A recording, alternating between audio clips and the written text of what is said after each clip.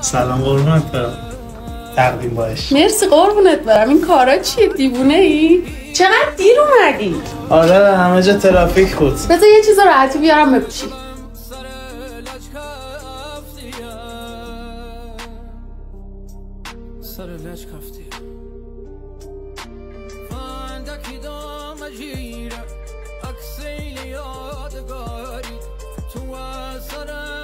بیا عزیزم.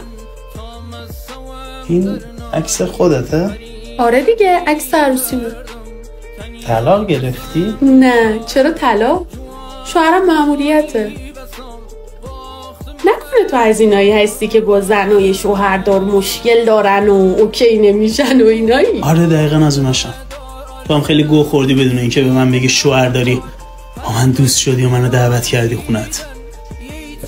یه لحظه وایسا. من اصلا خیلی وقت با شوهرم نیستم. همش این ور اون وره، به من توجهی نمیکنه. من دوستت دارم. تو به شوهر خودت که داره واسه جون میکنه وفا نکردی و توقع داری باور کنم که به من وفا میکنی؟ همه چیز توی این دنیا میشه درست کرد جز ذات خراب. زانمو خدای خم چکی شاست لگم مو خماریه تو